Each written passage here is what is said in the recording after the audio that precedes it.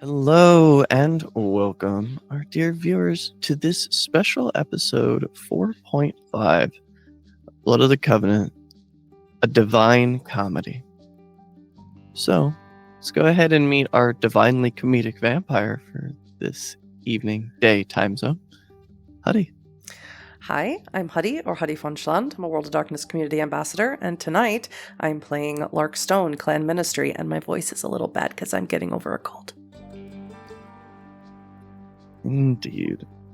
We hope you recover soon. With that, I'll be your storyteller.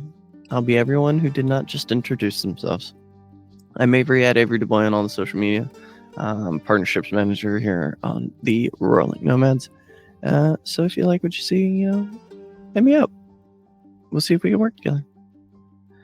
So without any further ado, let's go on and get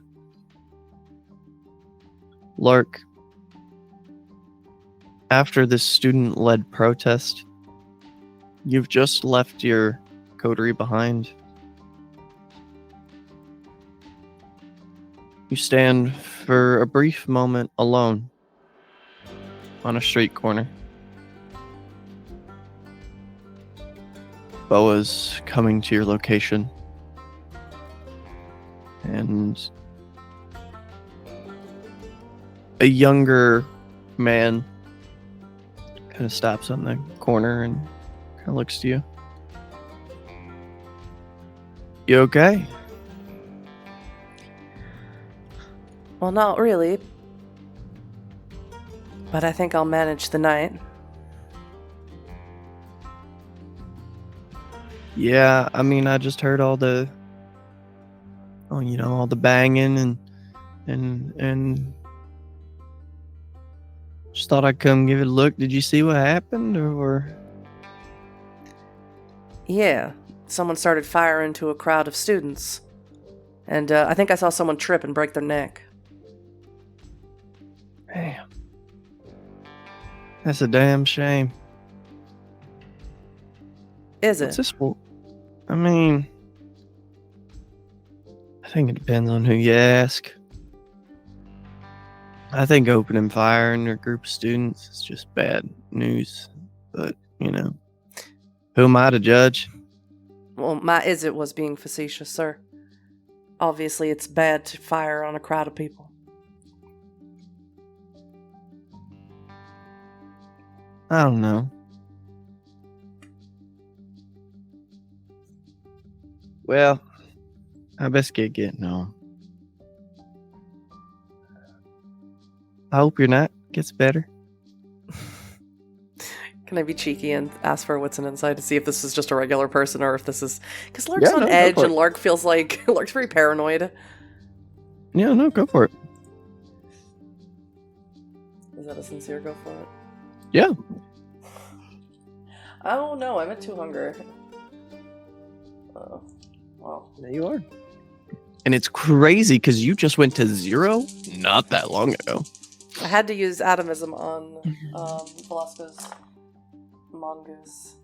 Yeah. That is a messy critical. As you look into him, one, your compulsion kicks in. You have to get this guy to do something fucked up before he leaves. Like fuck this guy for taking time out of his night to just shoot the breeze with you. Like it was something he should be able to do. 2, he has some sort of stirring about him. With that level of wits and insight, he seems a little too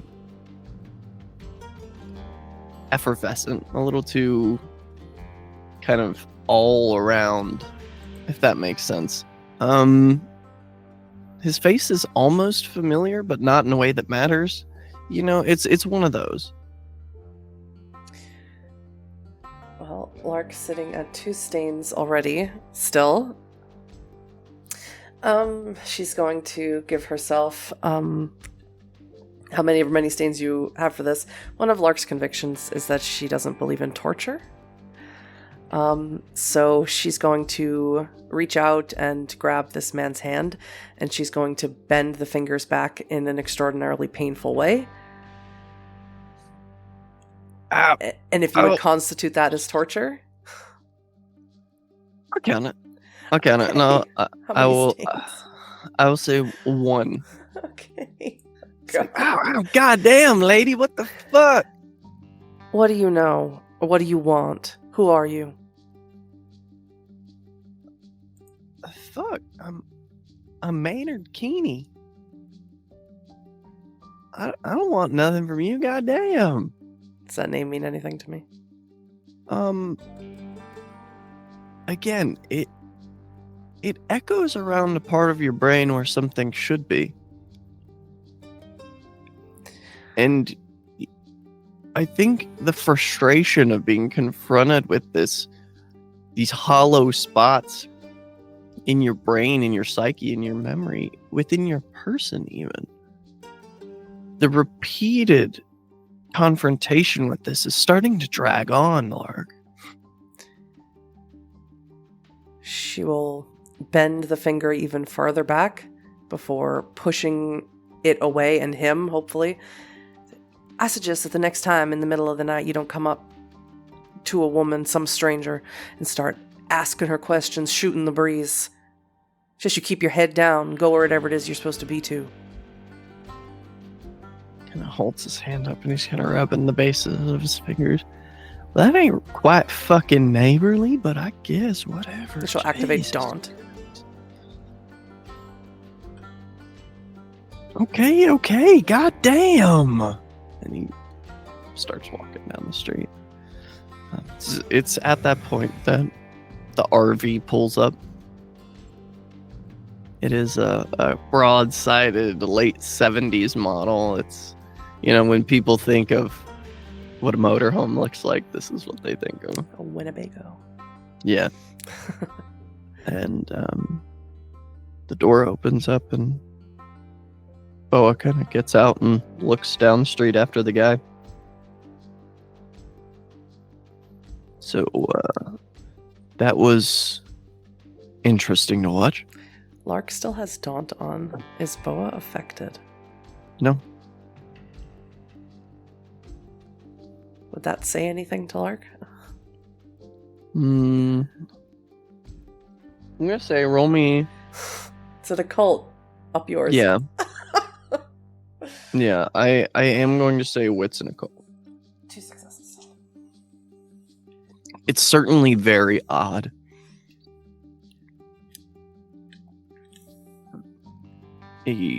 Most humans can't resist you. She'll turn it off and look at him very strangely and say, and I can't stress enough that she'll turn it off first. And she'll say, Boa, don't you feel anything when you look at me? Of course I do. What do you feel?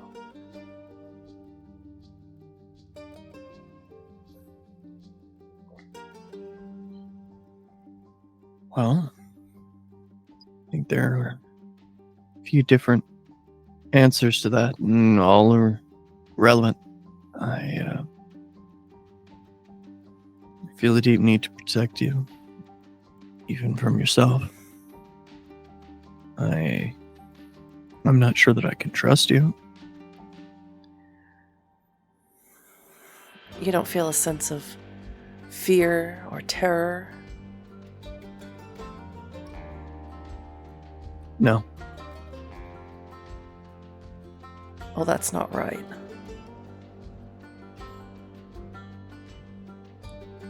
Let's talk about him. She'll hold out her hand. And he will guide you into the Winnebago. And as you get into this RV and look around, Lark, Well, one, it's certainly nicer than any place you've ever been put up in before. You see that there's these small accoutrements that I don't think Lark would have ever thought of. There's dish towels by the sink and dishes in the wire drying rack. There are actually pillows and blankets on the bed.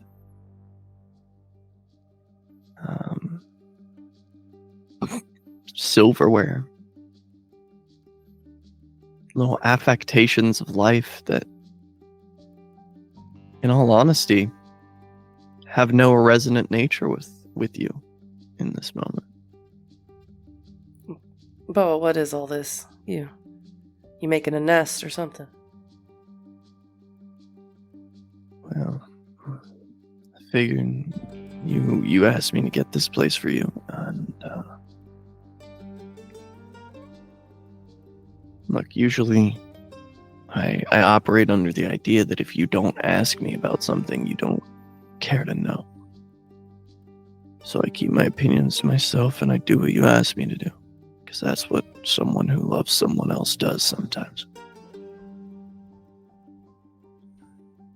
But you've been living like some sort of caged animal since I've met you. I like to think of it as a kept animal, but I take your meaning. I think if you ever want to have a chance on your own, we have to start blending in. As much as at first glance, every person will think you belong, and as much as that trick that you do to get people to like you or be afraid of you works,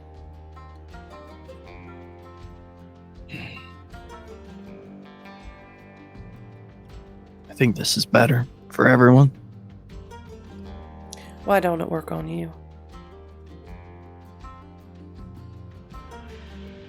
Well, I think there's a few theories that I've had.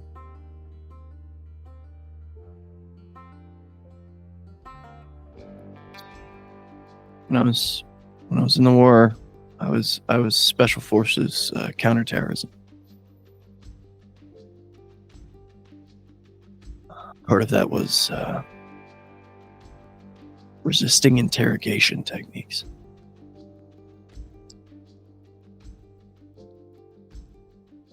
That's the part that they moved me out of the program after I think something in me cracked. So that night at the train yard, you didn't feel anything extra special for me in the moment. You made the choice. Of course I did. I don't like that. Why? I don't know. I just don't. I don't want to say too much. I'd rather you did, so I understand exactly what it is that I've gotten myself into with you.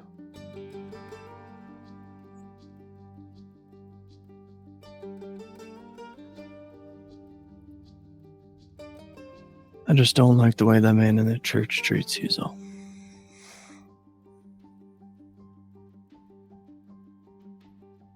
I don't like that you keep telling me that you love me. How does that make you feel?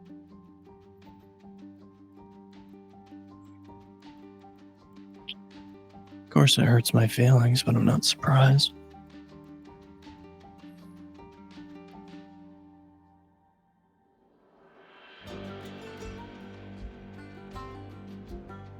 Yeah. I've done this whole dance before. I should hope so. You're like 50, ain't you? 48.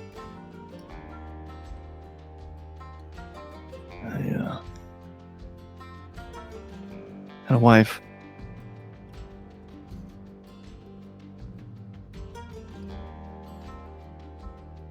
Go When on. I came back, I was different. From the war. Yeah, I don't think it ever quite left me. I don't think it's done with me yet. You know, these things. Sometimes the things we go through become an animal all unto themselves, you know? And they don't let you go until they're done with you.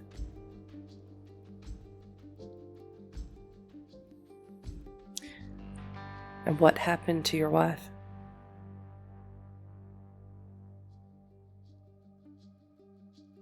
I don't know. You don't know.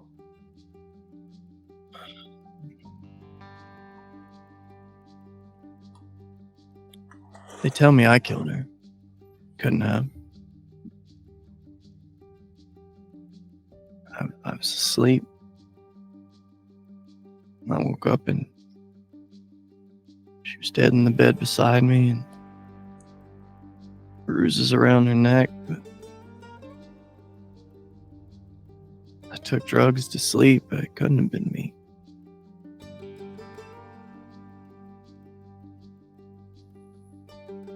Drugs have a way of making us do things we never thought we'd do before.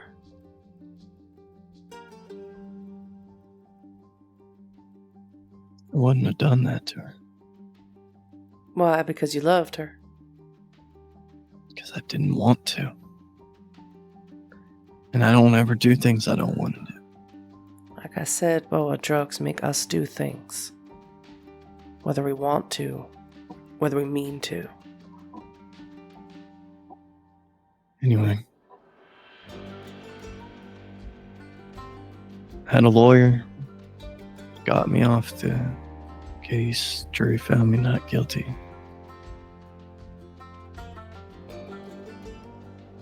And I got on with Project First Light.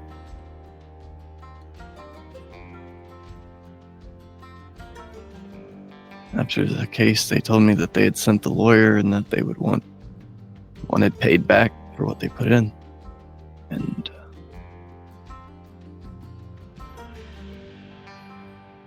listen, I know I've had to play coy around your what do you call yourselves, a pack? A coterie. Archaic French. Interesting. Take your word for it. Like, I know I have to play coy around them, but I know quite a bit about what you are. Always have.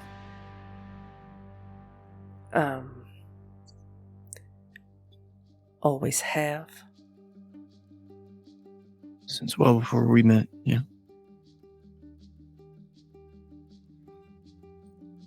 Is this your coy way of telling me, Boa, that you knew what I was that night at the train yard?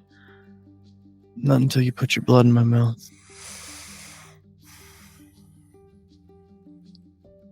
And see, here I was thinking I was real clever. I guess my daddy was right about me. It was clever.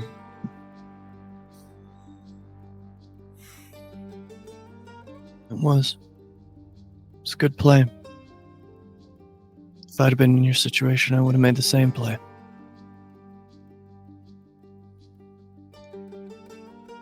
What is it that you want from me, Boa, then? If you aren't bound here by my blood or by my presence, what is it that you want? Well, you said you don't like when I say it, so I guess I'll just drive for a minute.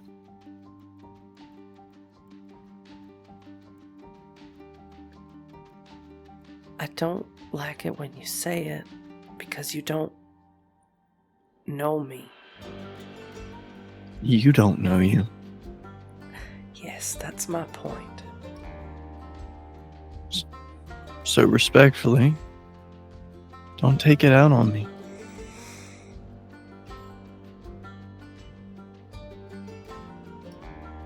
Why don't you drive us somewhere nice, I guess.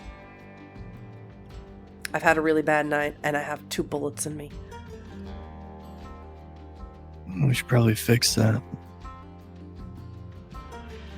I don't really feel like wasting the blood right now. I found an RV park down by Malden. It's past Conway City. It's outside of town. It's kind of in the bush a little bit. Well, just watch out for lupines. Yeah, there's been an uptick in their activity here. Oh, you know about those too, do you? Yeah. Well, you drive and you tell me all the other fun things that you know. So you drive, so it's just,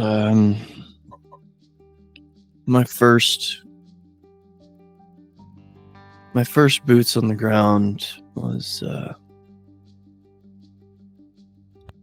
clean up from Fire Can in Vienna. So that was my first boots on the ground, and it's the first time I'd seen what happens to one of you when you lose control of the hunger.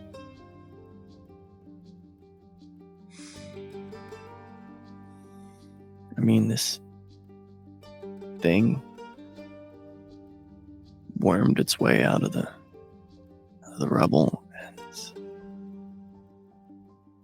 and before we knew it,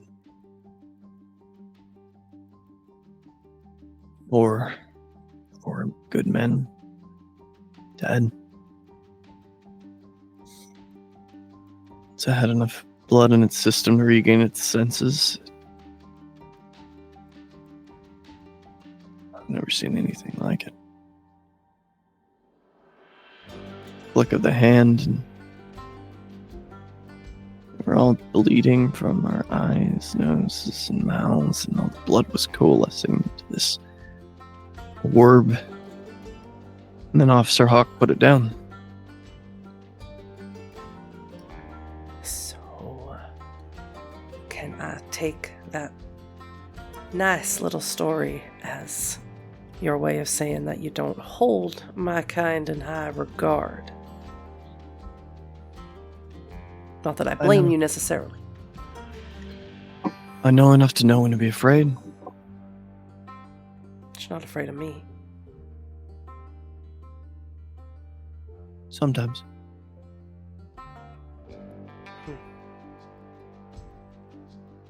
There's, a point of proximity to death where you just have to accept that it's always going to be close by. Yes, especially when you have already done it. Now that part I can't imagine. Thought about it. Sorry, go ahead. Thought about it. I was close to dying once. Lupines, actually.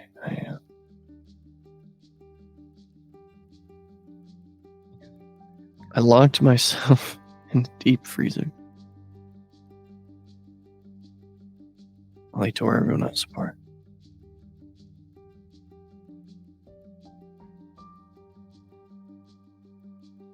Of course, then we came back with 35 more. A helicopter with silver nitrate core bullets in our Gatling gun.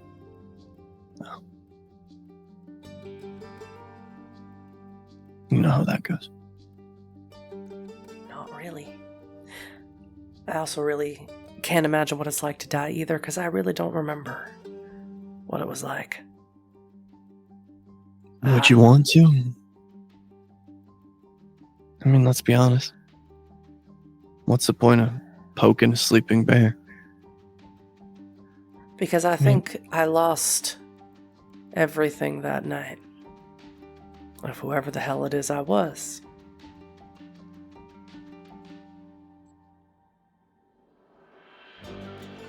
Sorry.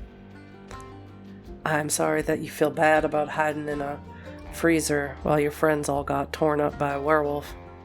I don't. Survival is important, and you did what you had to survive. Maybe. I stopped a werewolf dead in its tracks once. Damn. With just a look. Well, if looks could kill Lark Stone, I think you'd be a murderer. And she'll sort of just reach her hand over and tap him on the chest as he's driving. So this place, the lease was for a year. We'll need to re-up next year around this time. You can come park this thing here whenever you like. I'm a night-to-night kind of girl. I don't know if I'll even be around in a year. I don't know if any of us will be. Well, when you know, let me know.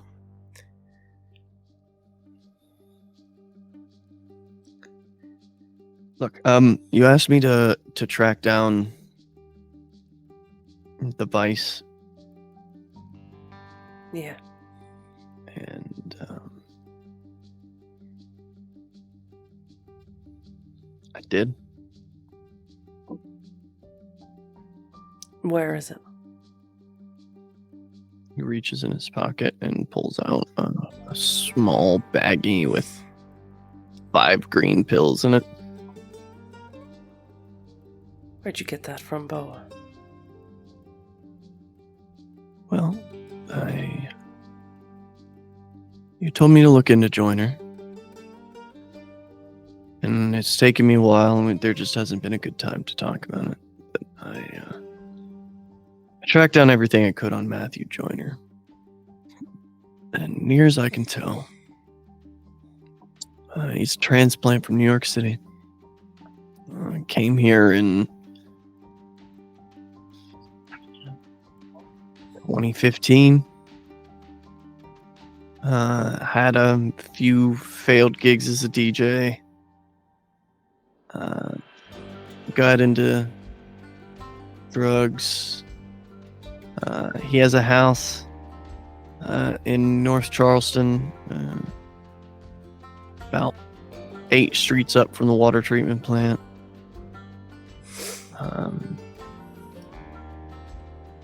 I did a B&E on his house, and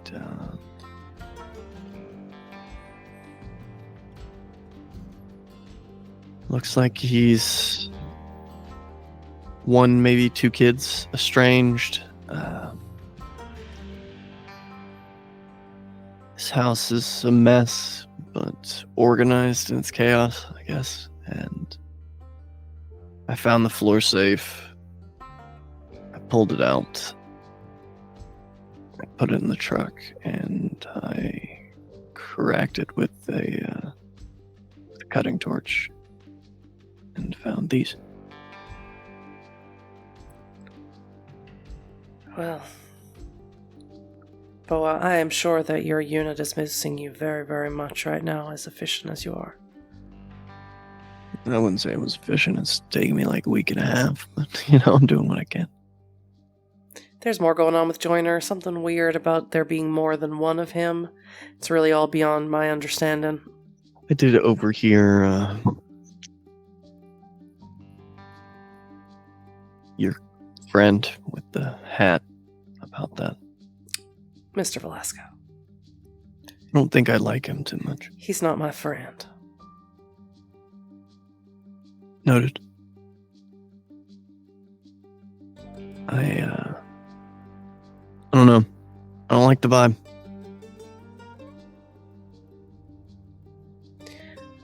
I understand what men want, for the most part. Kindred men are a little bit different and harder to read. And I don't know what he wants.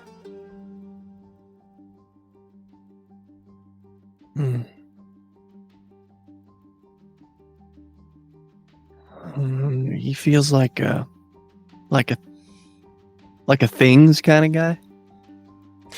Yes, well, that has more to do with his blood than him personally, but maybe there isn't a whole lot of difference. He's the first one of his kind that I've ever met. I imagine there's a certain part of you that once you take the blood, becomes irrelevant if it's the blood or you. They're the same now.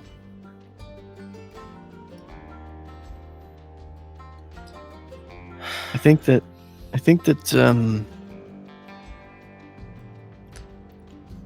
all of life is like ceramics. Ceramics?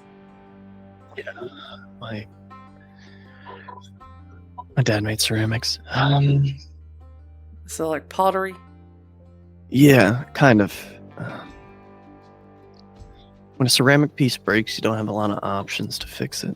It never fixes quite the same. It's so brittle that you'll always be missing a piece. You have to fill it with something. You have to fill the crack.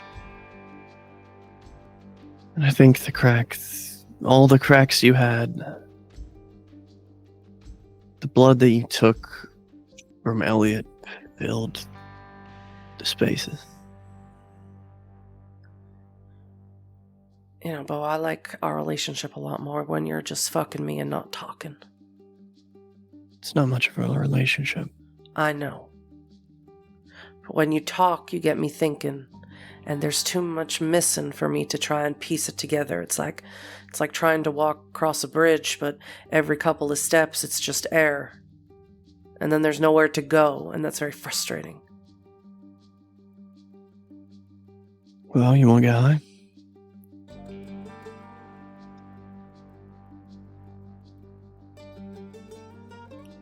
I do want to know.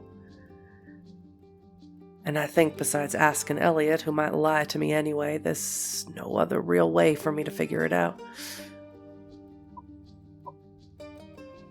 He opens up the bag. He breaks the end off of one of the pills and starts grinding it to a powder in his palm, and then he takes his thumb and rubs it on his gum. Ugh. Tastes like this shit got stepped on with fucking baby aspirin. You know, Bo, I've heard some real bad things about Vice.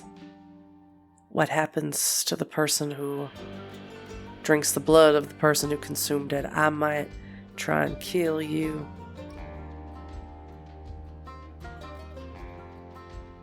We'll see. He takes the rest of the pill and pops it in his mouth. I'm not afraid of you, Lark. At least not in this moment. If that changes, I'll let you know. But I can handle myself. I hope so, because that body that you cleaned up, Omen did that to him. Yeah, I kind of figured. That girl he's got working at his shop. What do you know about her? She's obsessed with my DJ friend. That's the extent of my knowledge, and she's very annoying. Well, I've done a little digging, and I can't say for sure. But one Owen Bennett, born here in Charleston 23 years ago, at the ripe old age of 17, had a daughter, Grace Evangeline Bennett. Omen, you dirty dog.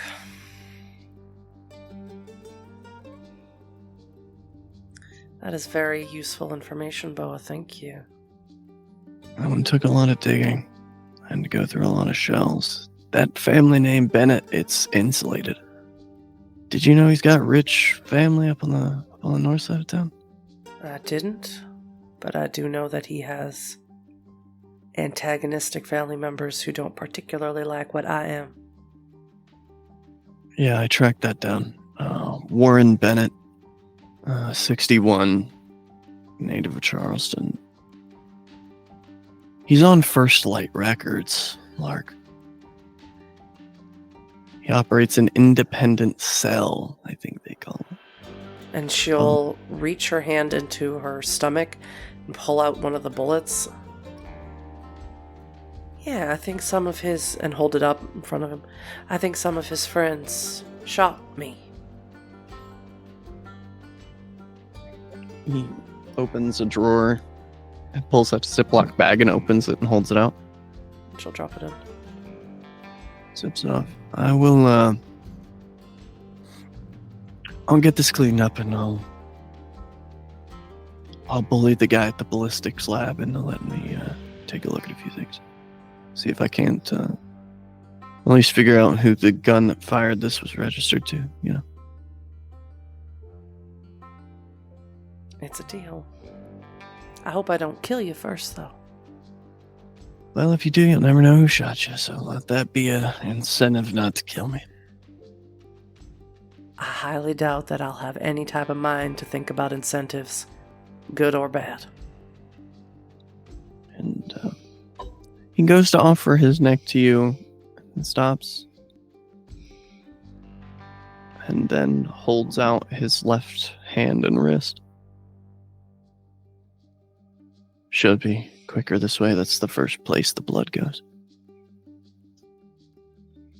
She'll kiss his open palm. Kiss his wrist. She'll look up at him one more time. I'm sorry for what I'm gonna do. And before he can answer, she'll bite in. As his blood washes over your fangs, through the spaces between your teeth, down your gullet, it has that chemically synthesized bouquet as it fills you up. It's heady, Lark. Even more, dare I say, luxurious than drinking Boa's blood has been in the past. With this new bouquet, it's like you took that luxurious experience, ground it up, and put it on some tin foil and got a hot knife on the kitchen burner. You've taken something multifaceted and layered, and you've reduced it to its most potent parts and have found the most potent way to imbibe it.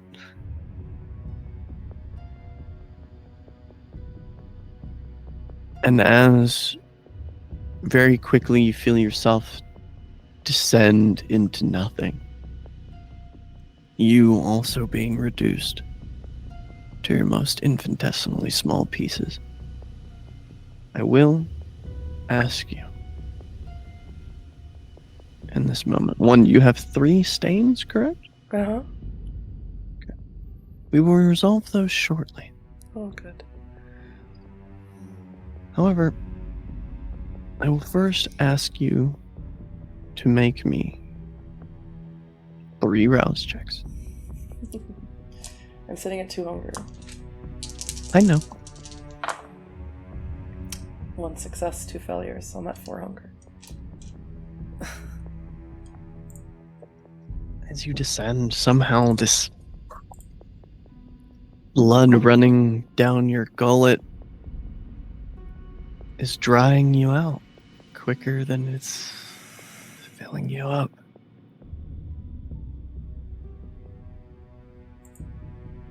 And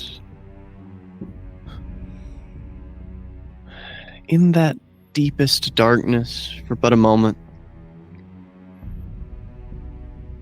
You hear a voice call out to you from the dark.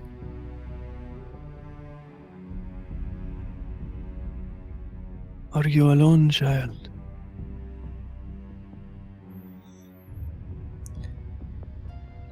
Yes.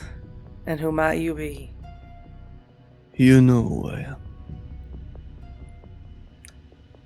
Can't say that I do. Then you have not listened to the words of your father.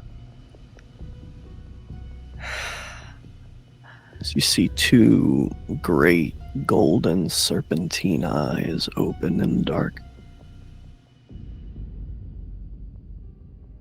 You have prayed at my altar.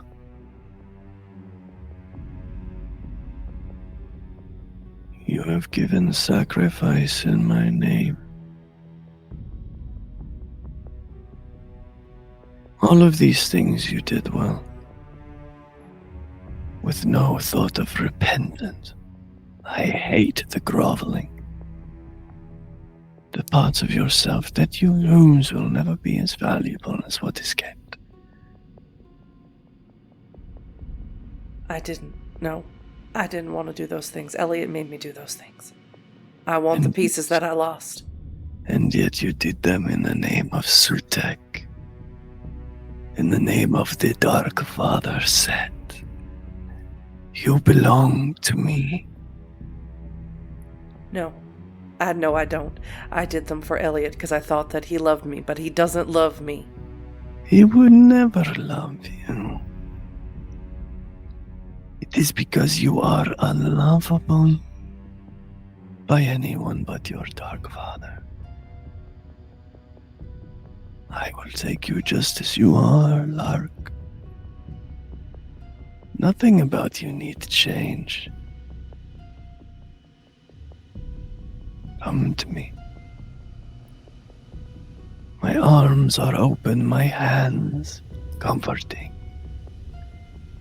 I've had open arms and comforting hands, and all it did was hollow me out.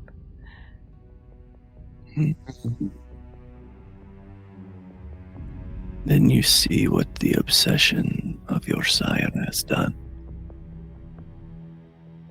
He has lost the way, and I need a new priest.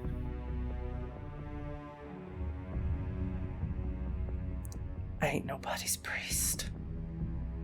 And you will be. As you feel the tight, warm coils of the serpent beginning to wrap around you. His breath hot on the back of your neck. The pinpoints of titanic fangs piercing into the tops of your shoulders, measuring the space between your head and your clavicle. You do not have a choice. But there are things that you may choose.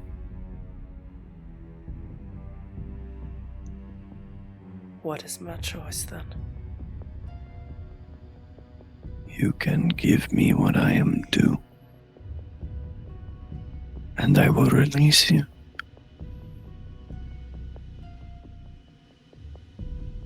Your sire, he is not of a bloodline of priests anyway. His grandsire usurped the blood of my son. I have no want of you, Larkstone, but I will have a priest.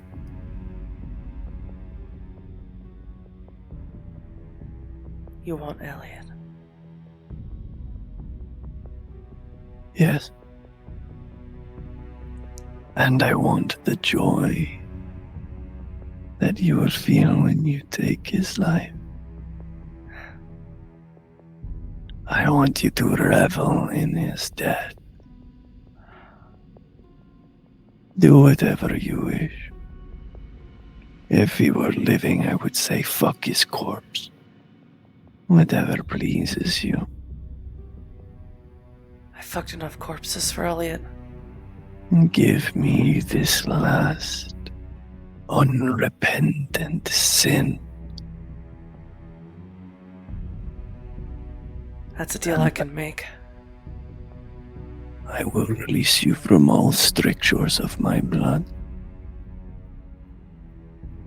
I will take my blood from you, leaving only what the usurper had before he took.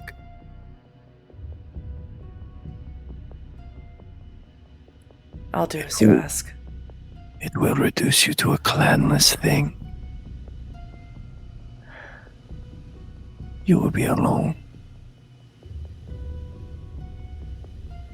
Do you understand? I'm okay with that. Then lay with the serpent. Relax into my coils.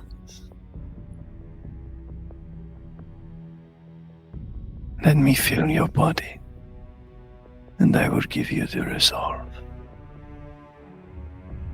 And she will. And as you relax into that good night, this is where we'll take our break. Okay. We'll see you in just a moment. Hello, welcome back. It's been merely a moment for you. So let's go ahead and get right back in. In that deepest darkness, Lark, it is interrupted by music. Old, jaunty, carnival fare. Of course, Elliot has taken you to the county fair a few times over at the fairgrounds. This is older, strange. None of the electronic buzz accompanies that jaunty music. It sounds like a live performance. As you feel a bit of straw beneath you, wood. You open your eyes just as the wooden doors, which had concealed your cage bars from the outside, you see Elliot. He's wearing a red and white striped shirt with suspenders over the top and brown slacks and a little straw hat on. Elliot smiles. Well, aren't you awake early now, darling? What's going on, Daddy?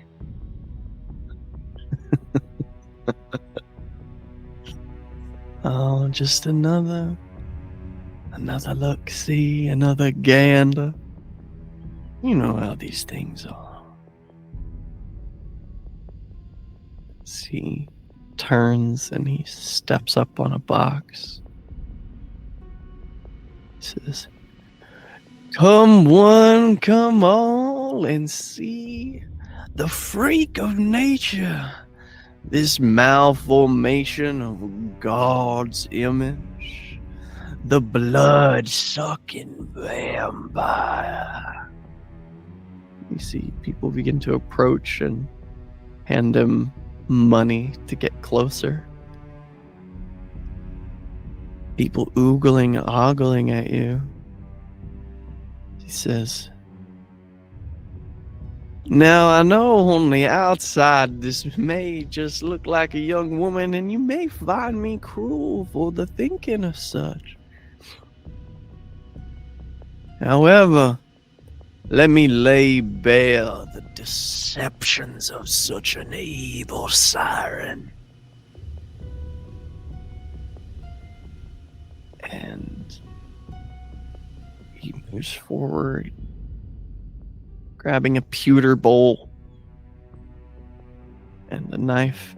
He sets the pewter bowl down, cuts his palm, begins to bleed into it. Lark, you're at 4 hunger, but I am going to ask you to give me a rouse check here. Yeah. Do not get hungry. You don't, but his blood is ambrosia.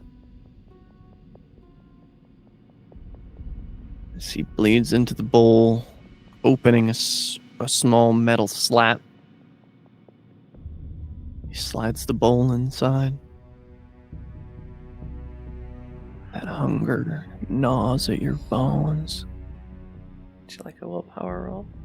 I surely would, with those 3 stains in mind.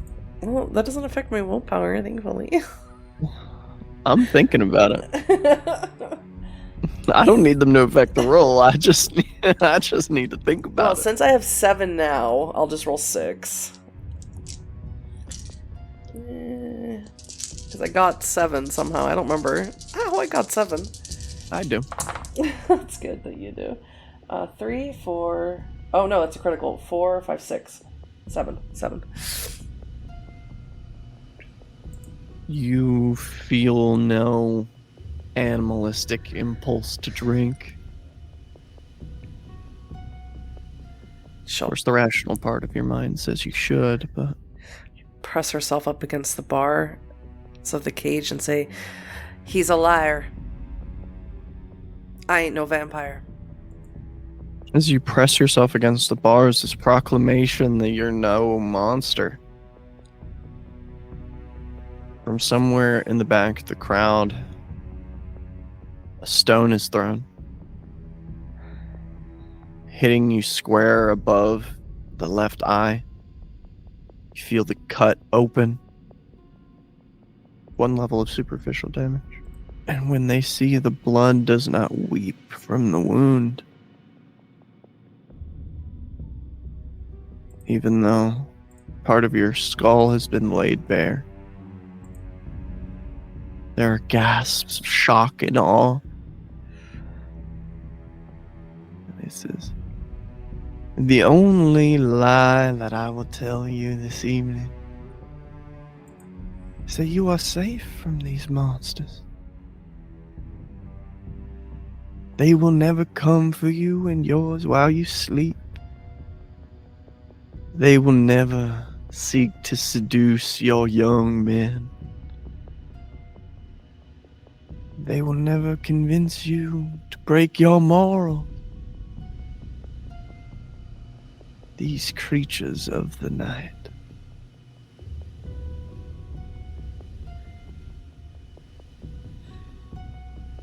Lark will back herself up as far as she can in this wagon to a corner.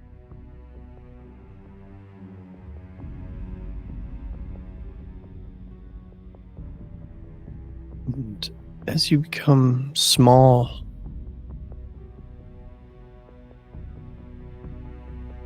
you look up for just a moment, and you see only one face in the crowd that doesn't seem to be enjoying this shock and awe display.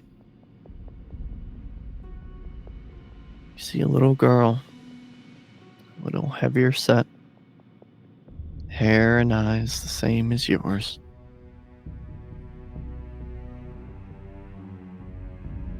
And you see tears flowing from her eyes. Lark will turn away into the corner. This display goes on for hours. More people throwing things that clatter against the back of your cage. Trying anything to get a rise out of you. And Elliot says, after a few hours, for this final display, you need to know but one thing. When the Lord appeared to Moses in the shape of the burning bush, he scarred these creatures on the holy power of flame. And I will show you.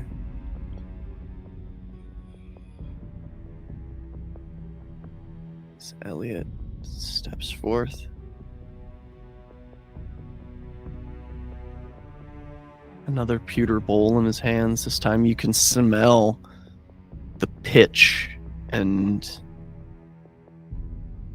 the waiting flame. Lark You hear rolls. the whoosh as it becomes a light. Lark starts screaming. So you begin to cling to the walls like an insect, trying to get anywhere that is further from this flame. As people begin to cheer, more things being thrown.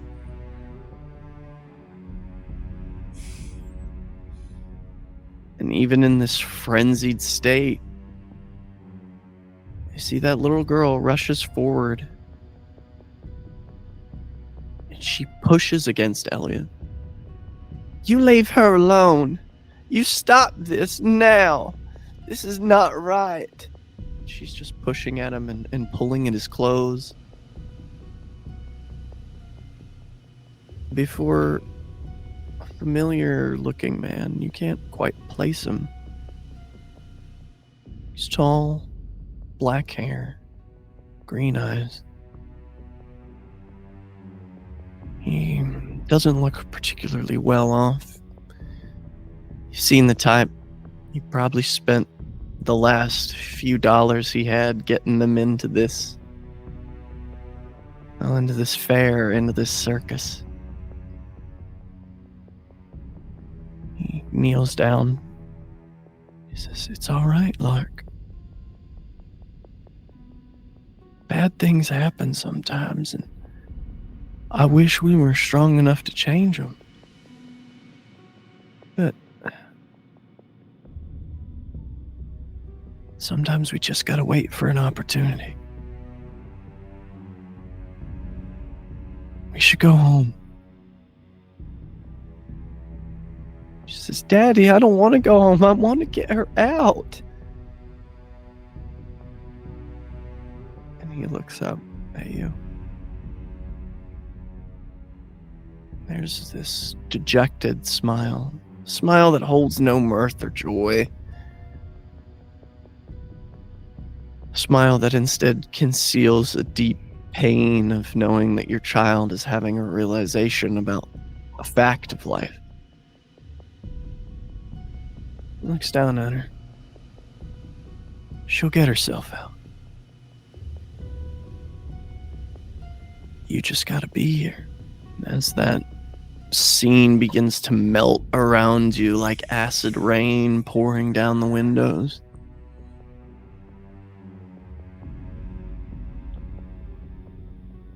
Lark, you're in that young girl's body. She's not quite as young anymore. You're standing in a fellowship hall, maybe? And you see that man laying in a casket as a minister stands before him. He says, "I'm sorry, family, that we are here under such circumstances. I did not know Jacob Ezekiel Stone for as long as I would have liked, and I did not like him half as well as he deserved.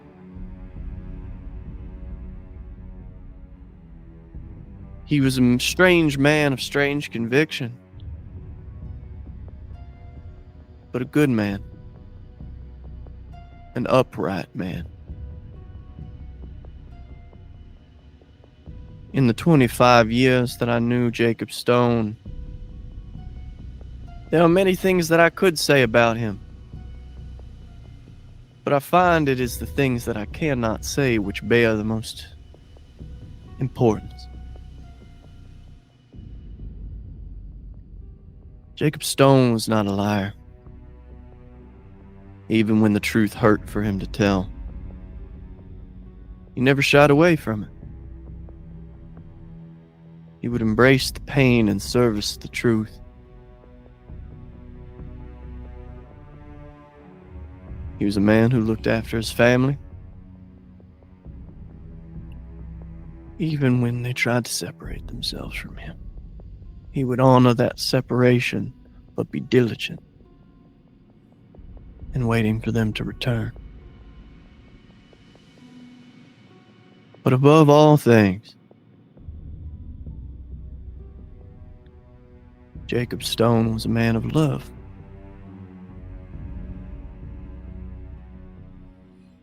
He survived by his 2 children, Elizabeth and Matthew.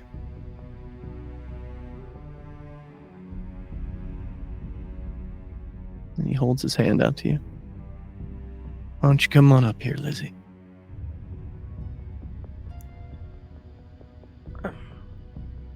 My name ain't Lizzie. All right then. Elizabeth. She'll take his hand and go up to the podium, but she's very confused. It's Matthew. And you see your brother much younger than when you saw him recently. Only maybe 6, 7. He's crying, holding a tissue. And he almost unconsciously follows you up and kind of molds himself to your hip.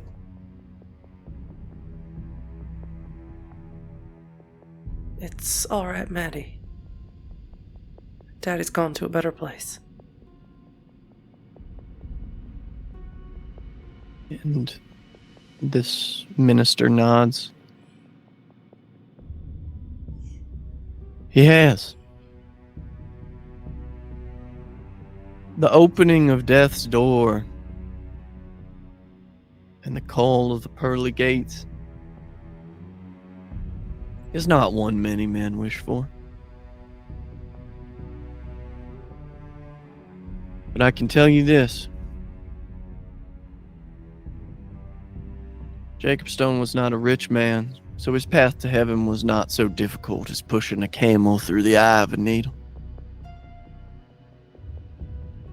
Nor was he a cruel man, so there will be no accounting of his penance at the pearly gates. He accepted the Lord Jesus Christ as his Lord and Savior, and he was washed in the blood of the covenant.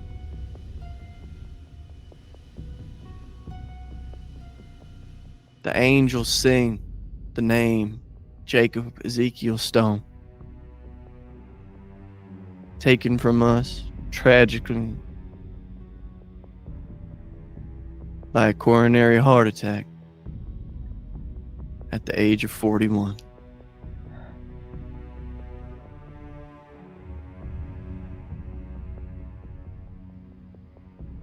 Is there anything anyone would like to say about Mr. Stone?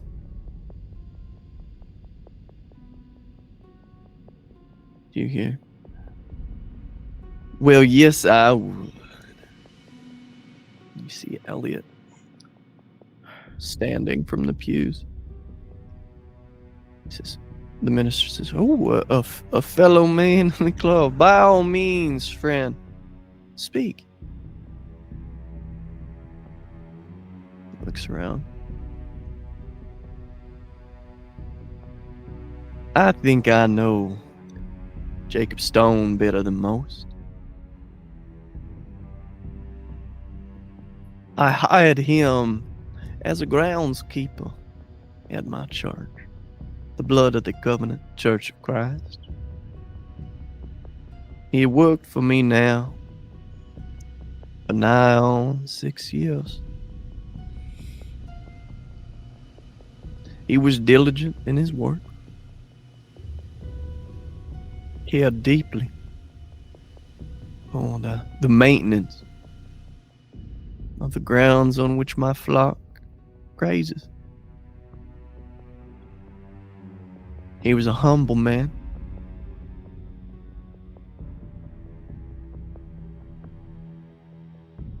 And I would much like to say that we became friends after a time. I'll miss him. I'll mourn him deeply. And I'll rejoice that he is in heaven with God, our Father. He looks directly to you. I'm sorry. It is a terrible burden to lose a father. Thank you, Mr.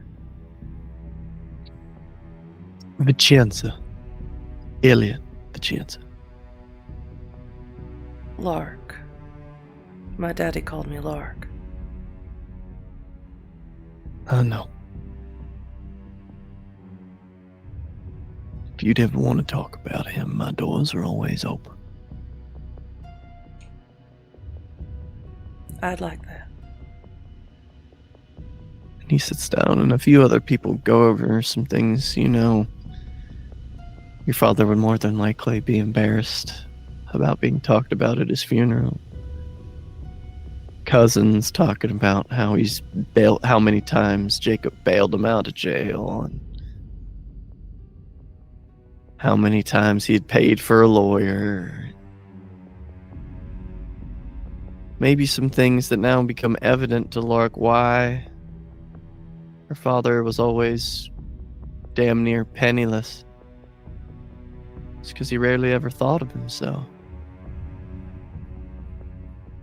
As the service comes to an end, it's all kind of a blur. Find yourself in the parking lot with Maddie. The car horn of a busted up, maybe it used to be green Cadillac where you see your mother in the driver's seat. Eileen. She honks the horn. And Maddie looks up to you. Are you coming home soon, sis? And she'll bend down. I think I'm gonna walk a little bit before I go home, but it's awful late for you, Maddie. You need to go to bed. I don't like it when Mom tucks me in. She always tucks the corners wrong. I promise that when I do come home, I'll check that they're tucked right. Okay. And Daddy will always be watching you from heaven, okay? I don't want to miss him, Lark. I want him to come home. Oh, he's waiting for us, Maddie. So you have to be a good boy, and you have to grow up good and strong and proper, and one day we're all gonna go home to see him, and we'll be a family again. Even Mama. I don't think God would like Mama being there too much. She yells when her and Daddy are together. Do you think God could get Mama to stop yelling? I've heard that God can work miracles. Okay, I don't want her to beep the horn again. It's loud. I love you, Maddie. I love you, sissy. He gives you a kiss on the cheek. He hurries off to the car. Your mother gives you a look out of the side of her eye and then peels out of the gravel parking lot. And you hear a voice from behind you. It is a terrible thing to be a eldest daughter of an inattentive mother. I can think of worse things in this world, but it is not a burden I would wish on anyone. Elliot steps up beside you and taps a cigarette to settle the tobacco, sticks it in his mouth, lights it. Jake talked about you a lot. He had a very certain fondness for you.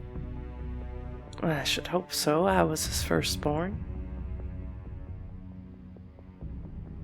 He said to me quite some time ago, there is no joy greater for a father than holding his firstborn daughter in his hands. My daddy was always saying silly stuff like that. One of the many things that I will miss about him.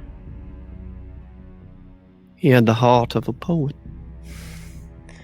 Too bad he didn't have a patron like Vicenza. Sounds like a man from Venice. Too bad we don't live in the Renaissance anymore. Well, it was my stepfather's name. Mm. Was not my want to take it for my own. But there are concessions that we make as children that are unfair. Well, regardless of where you got the name, you do sound like a man of the world. I've traveled. I grew up near Macon in Georgia. I've never left Charleston, but I hope to. Now that Daddy's gone, maybe when Maddie's a little older, I'll travel. I think that might be good for you, Miss Stone. The world is a broad place full of many peoples of the map. One of my professors over at the college says that I have a knack for linguistics and a sharp mind, that I should go broaden my horizons, I think was what he said. Would you care to take a walk with me, Miss Stone? As a matter of fact, I was planning on walking home anyway, so I'd love to. And as the two of you walk and talk and banter about, of course there's a strange darkness to him, Lark, even with this minister's garb, there is this sort of pervasive sense that being as smart as you are and as educated as you are, there's a certain sense that he's always trying to say something just without using the right words.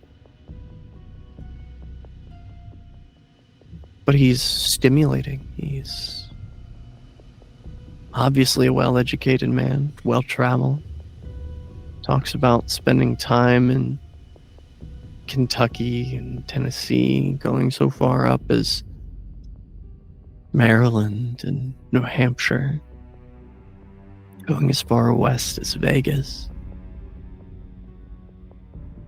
Stories about being on the road, stories about your father.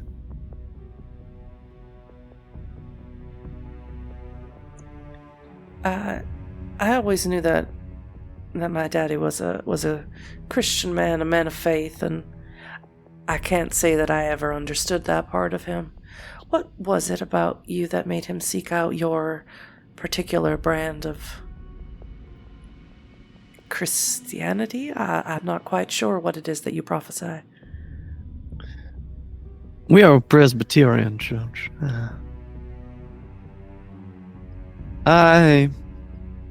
I think it's all about how your father and I's relationship began.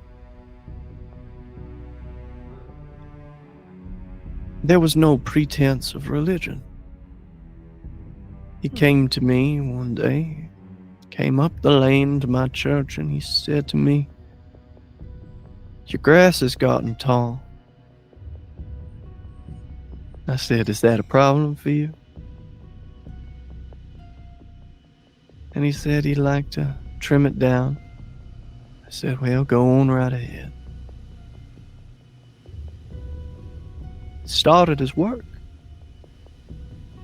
In fact, I knew your father for nearly 2 years before the concept of religion was ever even broached in conversation. I found that men who do that sort of work even when they do this sort of work for a church, it's often, what's the term, a faux pas to jump straight into conversion. At the end of the day, men are just men. Honestly, not my area of expertise.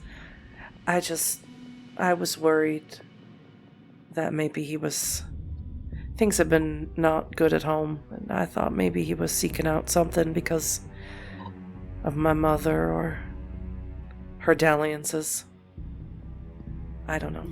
You are aware that your father had a history with narcotics, I assume. I had inklings, but I never thought that I would not have the time to ask him about it personally. There was a day where he had come to Trim, consumed with the shakes and the sweat. And I asked him plain. And he gave me a plain answer.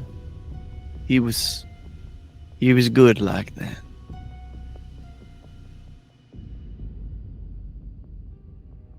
And so I offered what little advice I could. I've never been a man of the bottle, nor a man of the needle or the pipe. The only advice I had to give was to give it up and let God take it.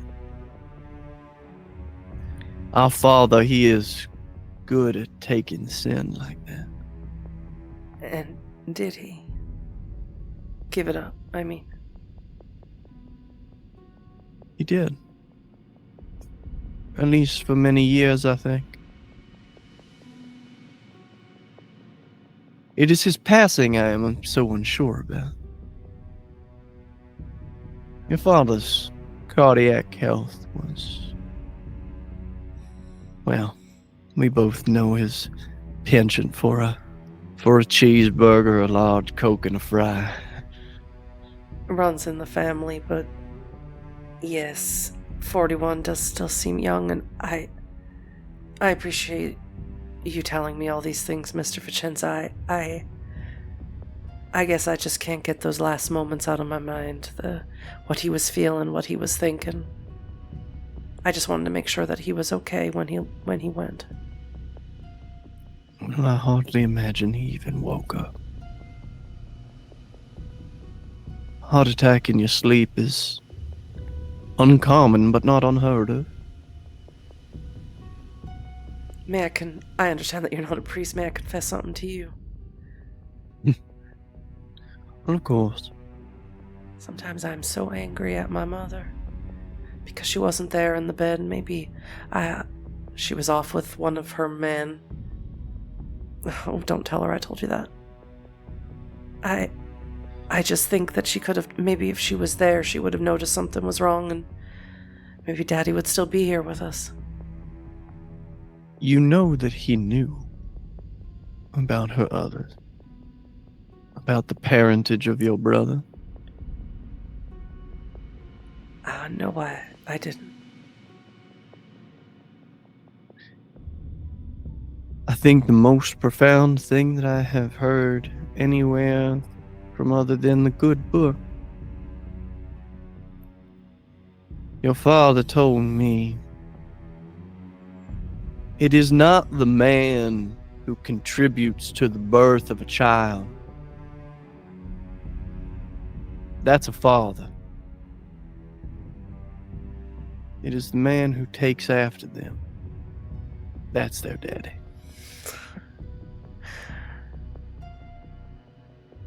I'm glad that he had you, Mr. Vicenza. I think you were a very good influence on him. I think in this moment, you realize you don't know where you are. You're surrounded by what look like carved dirt and stone walls.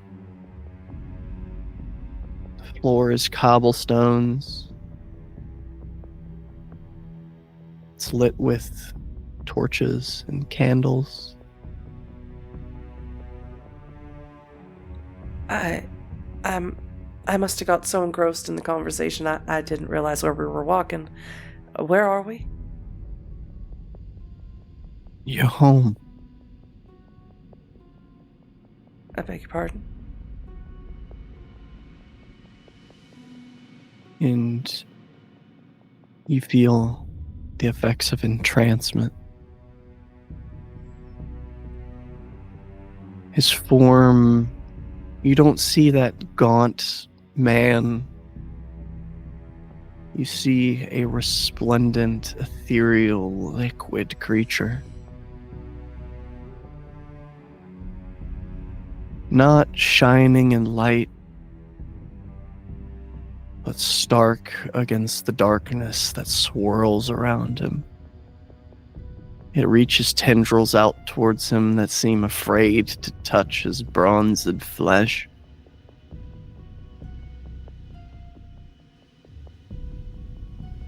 He says, "We shall dwell here together, thee and me. I like And that.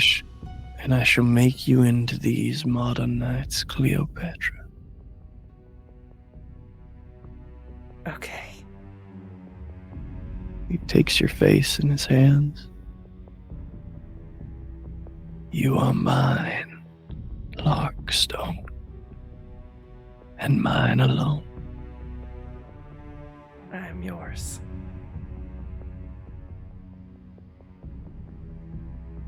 His hands rip the dress that you wore, and he bites deeply into the left side of your chest. And it is ethereal. Your form becomes weightless, your mind racing through the stars, through all of the voids between them. All light is just a momentary respite for you to get a gauging of your surroundings as you jettison through the cosmos that exists inside of your own mind.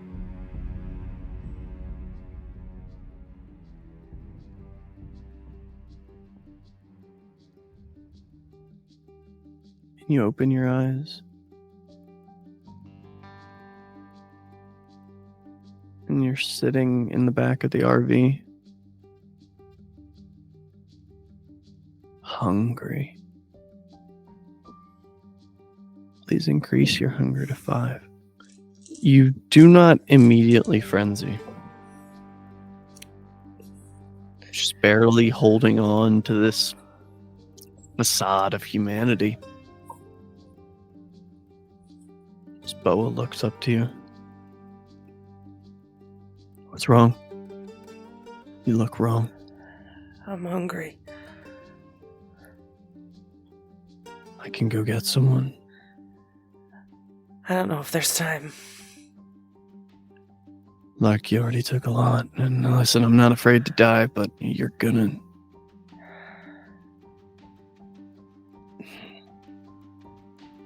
You know, still barely holding on by the skin of your teeth.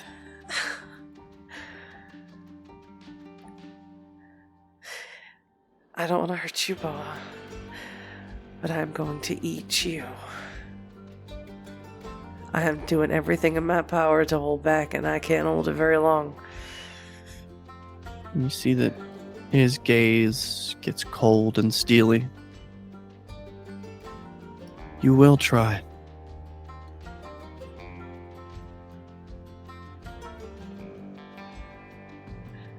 Lark's gonna let go. All right.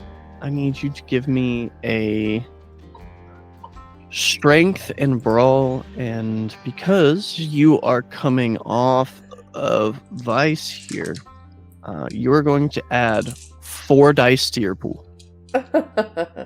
Well, 2 successes. As you That's strong. leap at him, he crashes back into the cabinet, the door cracking behind him, but he manages to get his hand, his thumb under your jaw, and his last two fingers holding your mouth shut as you are pushing at him. And give me another one. 2 successes again. Fortunately for him, that was no successes there, and that's a Whoopsies. decent roll for him. I'm shocking I'm not getting bestials or messies here. As he's holding your mouth shut, you pull your head back, and his left ring finger and pinky slip into your mouth, and you just bite down, wrenching them off. His pinky is missing at the base of the palm, the ring finger at the middle knuckle. Fuck! God damn it! And go ahead and give me one more. That is 3 successes. To his 1. Oh, God. As you push past his guard in this moment, and him trying to fight you off, you feel these, well, dull thuds against your wrist as his fist connects with your ribcage again and again and again. And Lark, it is not your normal feeding bite as you go in to take from him.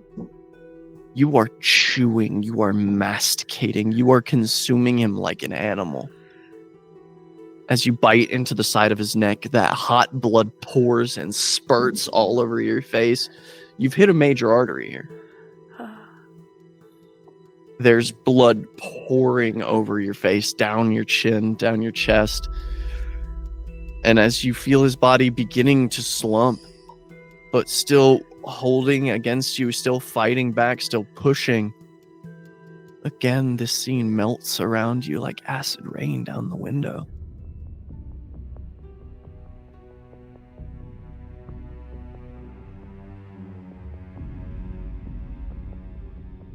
And you find yourself sitting at the train station.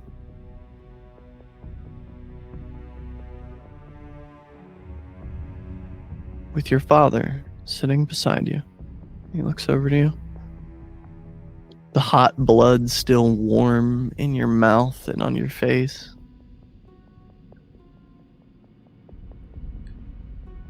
Hi, baby. Hi, Daddy. You're beautiful. Look at you. Just a little dirty soul. Come here. And he takes that red bandana out of his pocket that he always had. Begins to wipe the blood off your face. Daddy, What's I'm a monster. Then the immense monster shucks. I did some things I wasn't proud of. What you doing here, Daddy?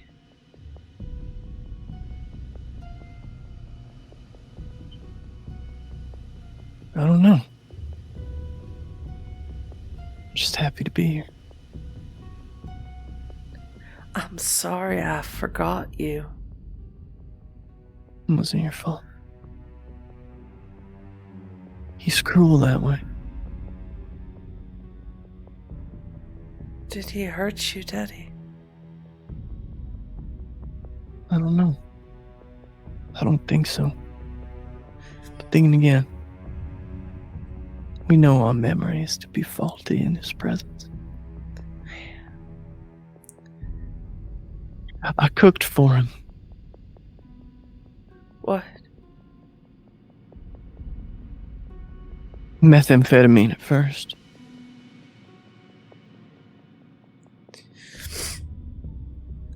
Did you? He set me up with this woman, Jessica. She was kind. There was sort of broken sense of honor behind her eyes, I think. She asked me to call her Jessie. I thought that was sweet. Did you talk to Jessica about me? No. I didn't know these people well enough for that. I only ever talked about you with Elliot when he made me feel funny. Daddy, I'm sorry I ever went with him. I'm sorry I ruined everything. I wasn't there to protect Maddie. And yeah, he's just like me too. So's great Auntie Max. This isn't the life I wanted for him. I don't think we get to give people the life that we wanted for them, baby. Or you would be at some university teaching social theory. I did everything I could to give the two of you the life that I didn't have, the life that your mother damn sure wasn't going to get you. I think it's all, for all of his evils, Elliot does have a way with phrases. An exercise in futility, I think.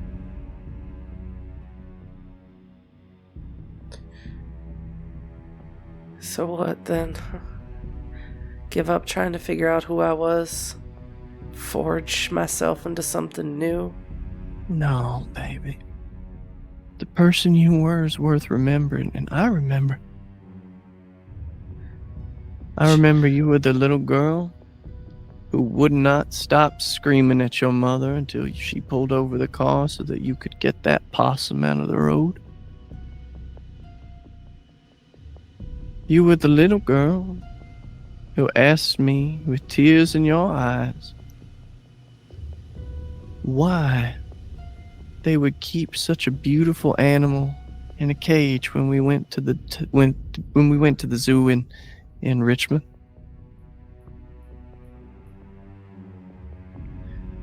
You're that little girl when we went to the astrology museum. And that little boy was scared. You know, in the room where we stood in the center as the sun and looked out into the solar system.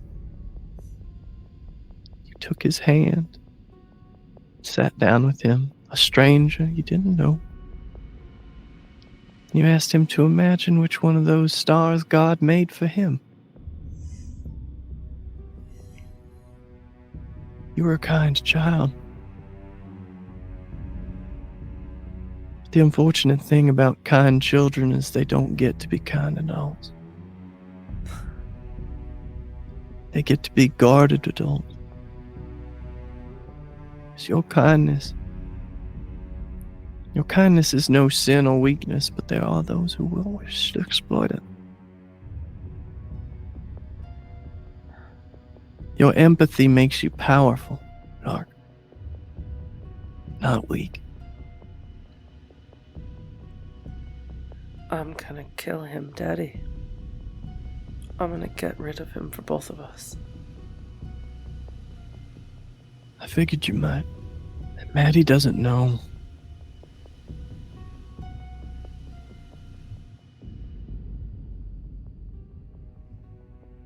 His benefactor, I don't even think fully knows the part that they play in Elliot's game.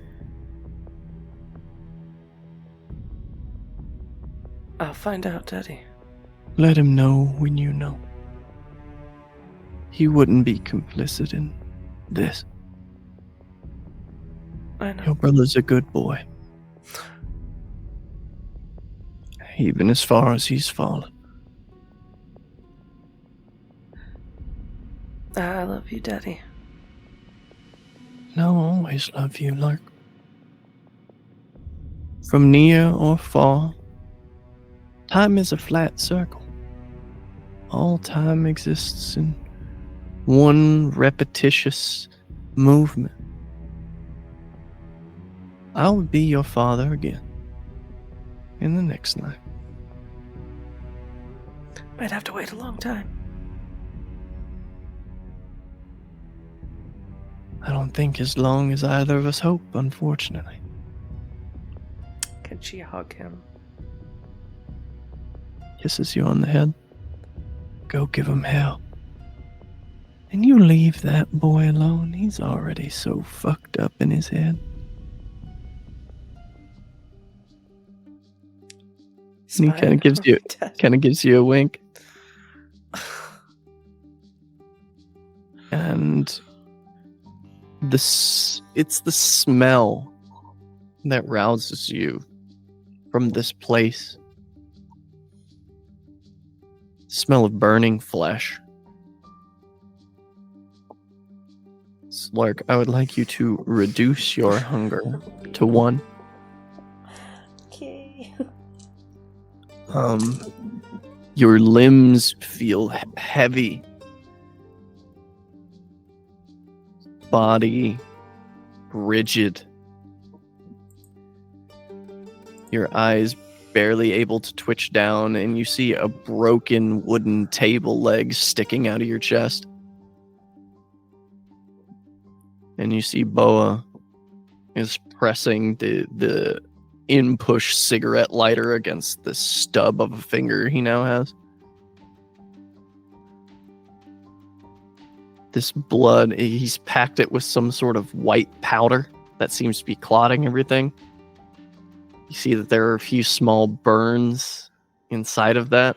It's like maybe he's cauterized this vein that you nicked, this artery. He looks deathly pale, like he could fall over in a moment. He just looks down at you. Look up and down twice. If you can behave yourself.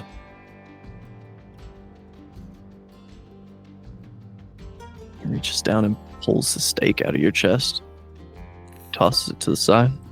He offers this freshly cauterized hand down to help you up off the floor.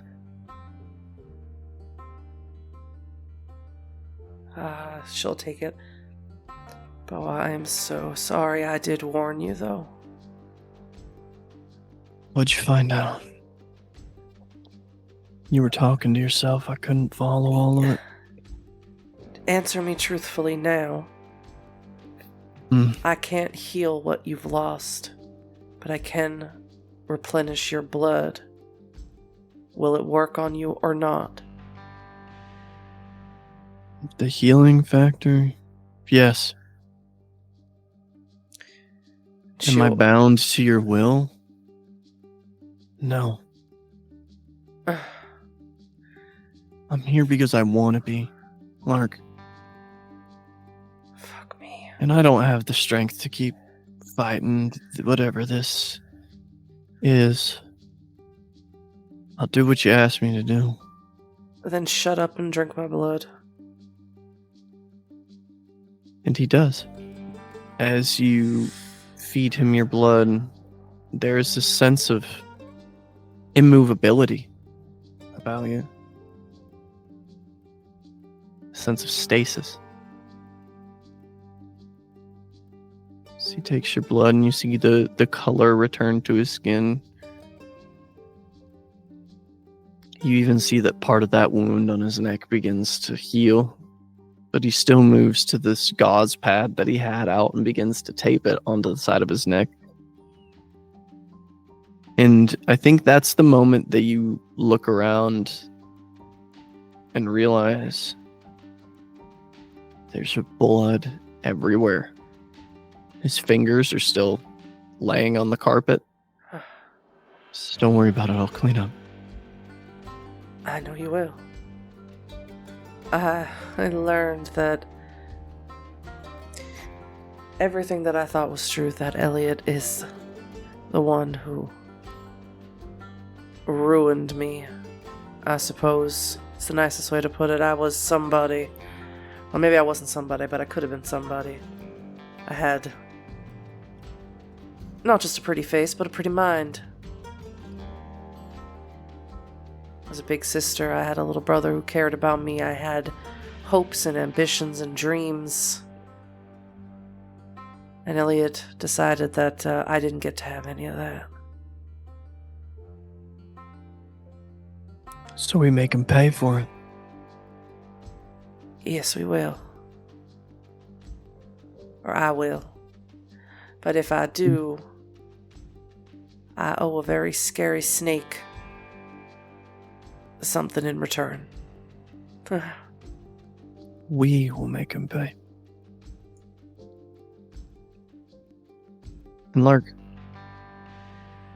with everything that you've been through in the last 48 hours, I would now like to resolve these 3 stains that you have. Yeah, I have 1 dice I can roll. Here we go. Success. Oh my god. I'm like, Lark's definitely going down in humanity. I do not go down in humanity. So as all of that luck's gone after this. The 2 lives you've taken and breaking your own morals against torture, I would like to hand the reins to you for a moment on how Lark would feel remorse. Lark, everything that her father said to her, everything that she has done has been under the idea of what Elliot has molded her to be. That she's not even acting out of a place of a personage. She's acting out of an idea of what he has designed her to be. It's so inhumane that she can't even attach herself to a human descriptor. And she feels like she has basically been an extension of his own hand and killed for him, not even for herself.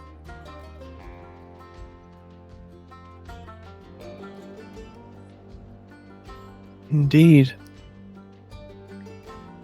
As you process all of that in this moment,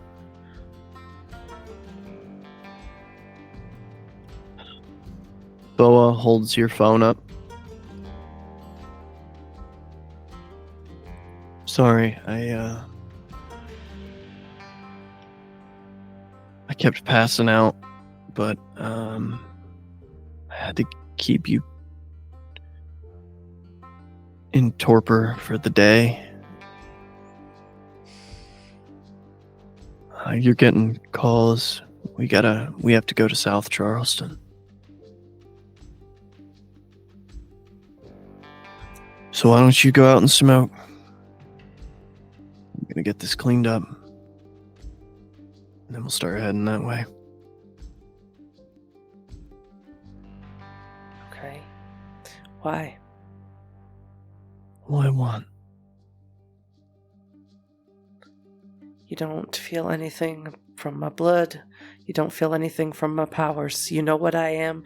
You've hunted creatures like me. You've killed creatures like me. Why me? Balin. Why me? Call it intuition. But I knew you didn't want to be doing what you were doing the moment I met you.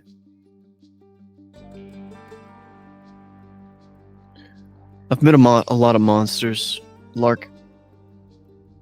Even a lot of repentant ones. They were always doing what they wanted to do. You didn't want to come face to face with me in that train yard. You wanted to be anywhere else. And even if you didn't know it then, even if you wanted to run back to him in that moment, the you inside of you was telling you to run. It was just what he made you that was telling you where. And I get that. I had that same realization in a poppy field in Afghanistan. I could just float off into nothing. Lay my pack down. Find some cave. Hunt game.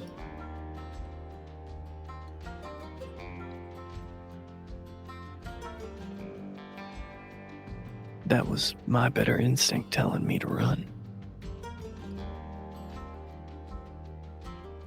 And I didn't.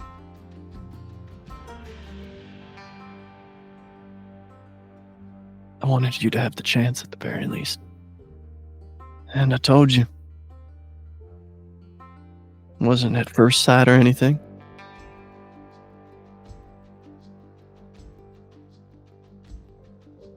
Then when? Slowly over time. Ain't known each other that long, Balin, or maybe I've just forgotten how short humans live.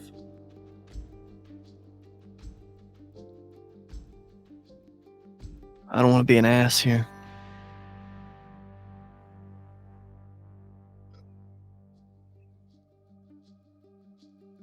You ever known a man 47 years old? Carnally or personally? Personally. No. You get to an age where you realize that the sun's setting.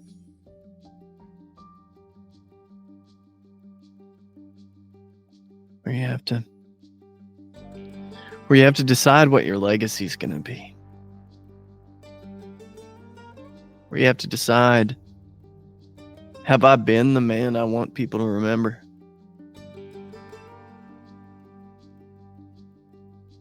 I want to be remembered the way that you see me. I'm not good.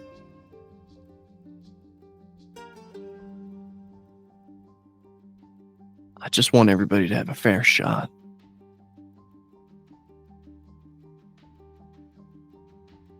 And I realize now that from getting to know you that there's probably... God, there was this doctor in... I think it was San Juan. It was supposed to be a in and out 9-minute op. And he cried. Tears of blood running down his face. And he said, "Don't shoot me. I have children." I don't know. Maybe I'm open to the possibility then. Some monsters don't act like it. That's all. I'll tell you this, Balin. I don't know nothing about love. If I did once, I don't remember it and I ain't getting it back. I like you. You're strong. As long as you stay hard to tip, you don't need no Viagra or anything. I like that too. I can do that. And I think I like it when you tell me that you love me. I think I was scared of it. I understand. Scary thing. So you may kiss me, and then you clean up. He takes your face in his hand. And he kisses you. Gently at first. His hands drift down to your waist, lifting you up to wrap your legs around his waist, carrying you through the blood and through his own blood and gore into the bedroom. And in the soft whoosh of that mattress compressing is where we will end this episode. A divine comedy. Thank you all for being here, and we'll see you next time.